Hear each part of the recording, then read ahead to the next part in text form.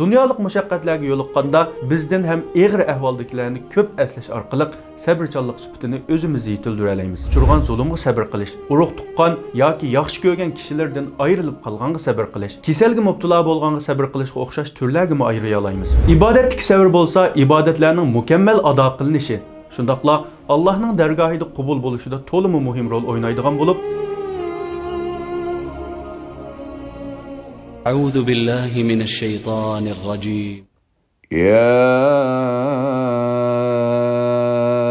أيها الذين آمنوا استعينوا بالصبر والصلاة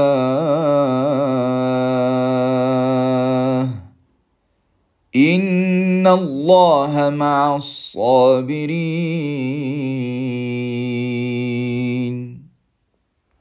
Hayatlık her xil jarayonlardan tashkil topgan to'liq qisqa muddatlik bir safardan iboratdir. Biz bu safarda ba'zida gul giyohlar bilan to'lgan bog' bo'stonlardan o'tsak, ba'zida shivoqliq yoki egizpas chuqquliqlar bilan bepoyon ketgan qaqas cho'l jazira, tog' toshliq makonlardan o'tamiz. Bu mushaqqatli jarayonni ma'nili qilish, bu safarning qaqasliqlarini yeshillashtirish, tog'larni bo'ston, cho'llarni guliston qilish, shivoqlar kirib ketgan putlarimizdan qizil gullarni undirish yanada o'zimizning ilkimizda bo'lib, bizning bu safar jarayonidagi hodisalarga tutgan pozitsiyamiz, qaytirgan inkaslarımizga bog'liq bo'ladi. Bu inkaslarning eng go'zallaridan biri bo'lsa, musulmonlarning esil qurollaridan biri bo'lgan sabrdir. Alloh taolo yuqorqi oyatda mo'minlarga alohida xitob qilib turib, Allohdan yordam talab qilish uchun sabr qilish va namozni lozim tutishga buyuruydi. Bu oyatning ilgirki oyatlar bilanki munosabatlari haqida to'xtalgan mufassirlardan Ibn Kasir rahimahulloh ilgirki oyatda berilgan ne'matlarga shukr etishga buyurib bo'lgandan keyin sabrni bayon qilib, sabr va namoz bilan yordam talab qilishga buyurishning sababi haqida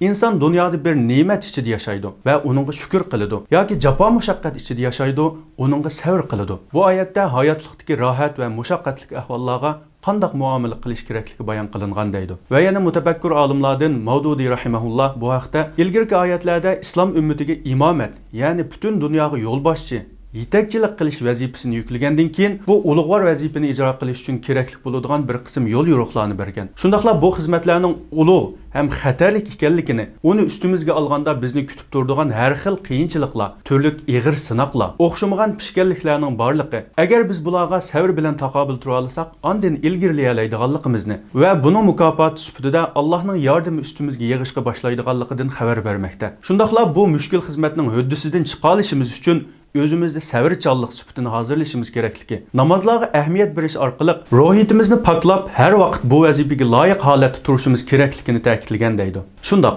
biz yuqorqi oyat haqidagi sharhlar ustida mulohiza yurgizib boqadigan bo'lsak, oyatda tuvandikidek ilohiy yo'l yo'riqlarni bayqaymiz.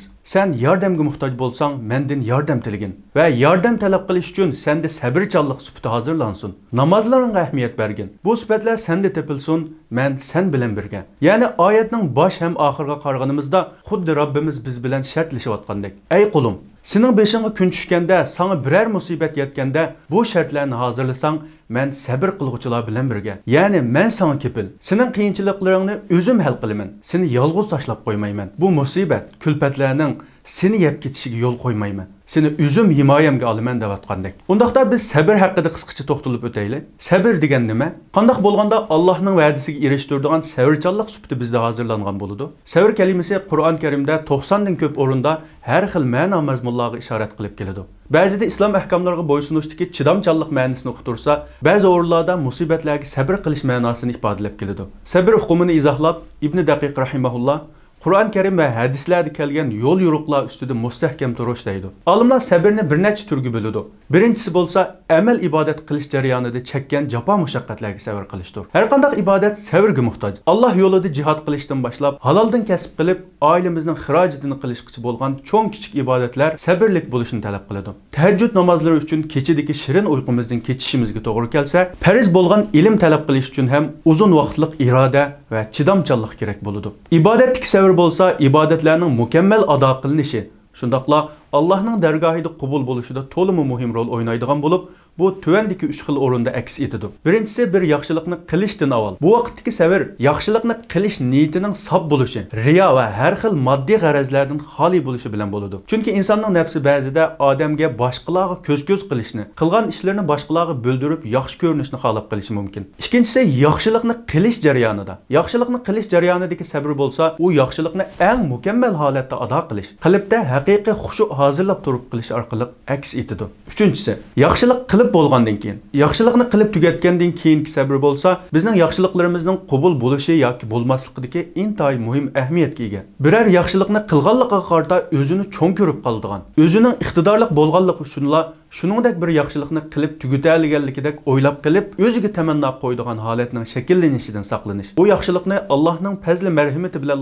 yaxshi holatda tamomlay olganligini eslash orqali aks etadi. Biror ibodat va yoki qandaqdir bir yaxshi amalni qilgandagi sabr bu bosqichlarning hammasida tepilgandilar, ondan haqiqiy sabr hisoblanadi va bu orqali musulmon qilgan ibodatining qabul bo'lishi va mukofotining hassilab ko'p berilishidan iborat go'zal natijaga erisha oladi. Ikkinchi turlik sabr bo'lsa, harom va gunoh ishlarni qilmaslik yo'lida chekkan jafo mushaqqatlarga sabr qilish. Alloh taolo bizga ziyonliq bo'lgan, hayot tartibimizni buzadigan va yoki biz bilmaydigan hikmatlar sababli yiroq turishimiz kerak bo'lgan ko'plagan ishlardan bizni cheklagan. Ba'zida bu cheklagan ishlar bizga foydaliqdek tuyulib qolishi yoki bugungidek gunoh yo'llari kengri ichib o'tilgan. Dunyo manfaatlari har xil ma'siyatlarning keyniga yushurinib kishilarni chaqirayotgan. Alloh cheklaganni qilmay shubhilik ishlardan yiroq turib, musulmonga loyiq yashaganlar ideyasi qatmal va yoki taraqqiy qilmagan degandek xilma-xil masxirlarga uchrab turadigan bundaq bir zamonda gunohlardan saqlanish, Alloh cheklagan ishlarga yaqin yo'lamaslik musulmondan alohida sabr talab qiladi. Sabrning 3-turi kelgan balo qazo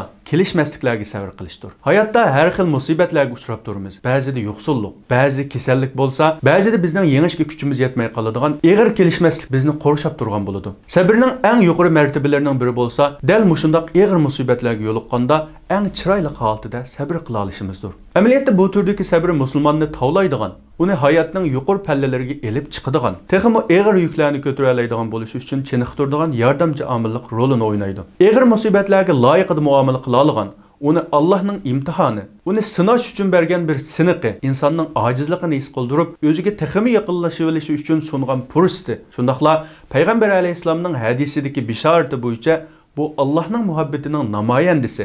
Allah bir bandani yaxshi ko'rsa, uni har xil sinoqlar bilan sinaydi deb qaralaydigan. Kichikgina qiyinchiliklar oldida Allohning taqdiridan voysab, urmay, aksicha buni Allohga texmi yaqinlashishning fursatiga aylantira oladigan ruhiy kuchlik, musibatlar oldida tiz bukmaydigan, irodalik, chidamchan musulmon xarakteri yetildirdi. Sabrni yana buningdan boshqa uchirgan zulmga sabr qilish, urug' tuqqan yoki yaxshi ko'rgan kishilardan ayrilib qolganga sabr qilish, kasalga mubtalo bo'lganga sabr qilishga o'xshash turlarga ayriya olamiz. Bu turdagi sabrlarning örnekleri hem bizga Qur'on Karimdagi eng esil namunalik shaxsiyatlarning hayot kechirmishlari sifatida bayon qilingan. Masalan, bugungi kunda muhojiratdagi Uyg'ur xalqiga o'xshash oila bola chaqalari ve söygen kişilerden ayrılışını duch kelgan, sabrchanligi bilan musulmonlarga ulgu bo'lgan Yaqub alayhisolamning kechirmishlaridan bu xil musibatga qanday sabr qilishni o'rganaymiz. Zulmga uchraganda sabr qilishni Allohning Bani Isroilning sabriga mukofot sifatida bergan nijotlikdan Allohning bizga ham bishorati bor ekanligini bilalaymiz. Yaqinqi yillardagi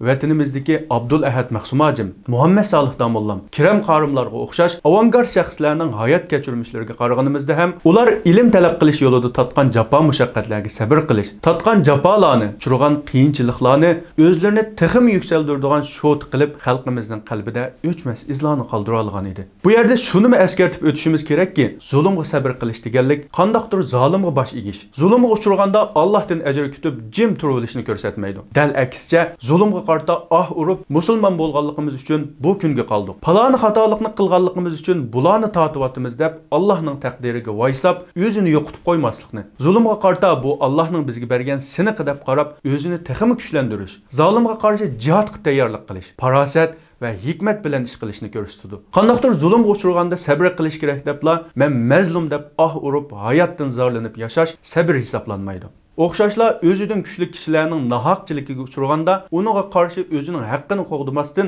kuchim yetmaydi ekan, sabr qilaychi deb sabr qilish holatiga kirib olish ham sabr hisoblanmaydi. Chunki sabr qarshilikni elishga qodir turibmi, kuchi yetadigan turibmi, o'tib o'talganda ondan haqiqiy sabr bo'ladi. Undaqda sabrchanlik bizni nimalarga erishtirdi? Sabrning mukofoti bakmi ko'p. Qur'on Karimning bishoratlariga qarasak, sabr bizni Allohning muhabbatiga erishtirdi. Sabrchanlar hisobsiz ajrlarga erishadi. Allohning do'stligiga erishadi. Qalb xotirjamligiga, Allohning afu qilishiga, nijotlikqa loyiq bo'ladi. Shundaqla Allohning nusratiga erishadi. Sabrning bu dunyolik foydalari ham bor. Sabr bizda umidvorlikni, ishlarga aktiv pozitsiya bilan qarashni, g'ayrat va chidamchanlikni yetildirdi. Va yana payg'ambar alayhisalom degandek, sabr bizni boshqalarning hiyla-mikrlardan, hasad va razil niyatlardan saqlab qola oladi. Undaqda qanday qilib o'zimizda sabrchanlikni yetildira olamiz? Sabr musulmonning eng go'zal xislatlaridan biri hisoblanadi. Shunglashqa sabrchanlik sifatini o'zimizda hozirlash uchun eng avval Allohga, uning mehr shafqatining cheksiz, azobining hadsiz ekanligiga, o'zining bandalariga onaning bolasiga mehribon bo'lganidan bakrak mehribon ekanligiga, eng muhimi qazo va qadarning uning ilkida ekanligiga chin ishonish. Ilgirki payg'ambarlar va salaf solihlarning uchirgan musibatlari, chekkan aziyatlari, ularning musibatlarga qarata tutgan pozitsiyalari, Allohning ularga qilgan in'omlari haqida ko'p o'ylanish, Allohdan doim sabrchanlik, sobit qadamlikni tilash orqali shundoqla Allohning sabr qilguvchilarga qilgan va'da va bishoratlarini har vaqt eslab turish. Dunyolik mushaqqatlarga yo'liqqanda bizdan ham og'ir ahvoldagilarni ko'p eslash orqali sabrchanlik sifatini o'zimizga yetildira olamiz. Bo'libmi biz muhojiratdagi Uyg'ur musulmonlar uchun sabrchanlik o'rnaklari bakmi ko'p. Namoz o'qishga hurullik qilib qolganimizda pishonasini sajdaga bir qatim qo'yib olishga zor bo'lib, Xitoyning sovuq kamerlarida yetayotgan qarindoshlarimizni eslash. O'qishning mushaqqatlari halsiratib qo'ygan o'quvchilar farzandlarini o'qitish uchun turmaga tashlangan. O'qiganlik uchun butun yoshlik bahorini turmada o'tkazib badal to'layotganlarni eslash. Ayollar bo'lsa, yog'liqim ketguncha beshim ketsin deb yashaydigan muslima och singillarimizning majburiy yog'liqlari tortib olinganligini eslab, bu muhojiratda musulmonlikni texmi yaxshi yashashga tirishib, bu jarayondagi mushaqqatlarning vatandagi qarindoshlarimiz to'layotgan badallarga qaraganda hech nima emasligini his qilganida qalbida huzur, shundoqla Allohga bo'lgan minnatdorlik tuyg'usi bilan Allohning muhabbatiga erishguchi sabrlar qatoridan o'rin ola oladi. Aziz qarindoshlar, ba'zida hayotimizga, yashayotgan turmush sharoitimizga qaraganda buningga o'xshash odamdan har vaqt badalla talab qiladigan, natijasi tez ko'rilmaydigan ishlarga bak ishongimiz kelmay qoldigan yoki ishonsakmi bir xil umidsizlik qoplagan xiyol bilan aqlimizdan shamoldakla o'tib ketadigan ahvollar bo'lishi mumkin. Ammo shuni unutmasligimiz kerakki, hayotning qonuniyati azaldan beri shundoq bo'lib keldi va shundoq davom qiladi. Chunki bu qonuniyatlarni eng hikmatli ish qiluvchi odil zot o'rinlashtirdi. Bu hijronning visoli bo'ladi. Xuddi Yaqub alayhisalom tetigandek bizmi o visalning shirin ta'mini tetimiz. Vatanimizdagi qarindoshlarimizmi zindondan qutulib Sharq Turkistonning azizlari bo'ladi. Biz to'layotgan badallarning albatta mukofoti bo'ladi. Bugun bizga ancha ko'rinmayotgan, ammo amaliyotda tarixda misli ko'rilmagan sabrchanlikning eng yuqori darajasiga yetgan Uyg'ur musulmonlarining bu sarguzashtlari keyingilarga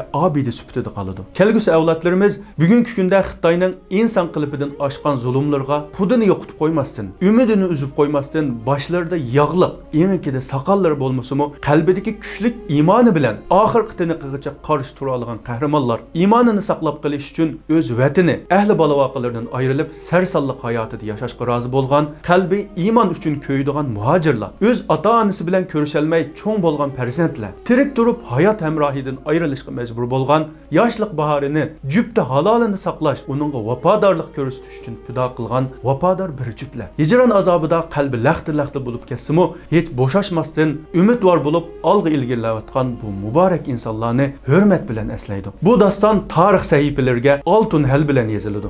Shubhisizki, har qiyinchilik bilan bir asoyishlik bildidir. Alloh taolo hammamizni eng go'zal sabr qilguvchilardan, qilgan sabrning mevasini zoyi qilib o'tmay, uning shirin ta'mini tetiya oladiganlardan, go'zal sabri bilan o'zining muhabbatiga erishguchilardan qilsin.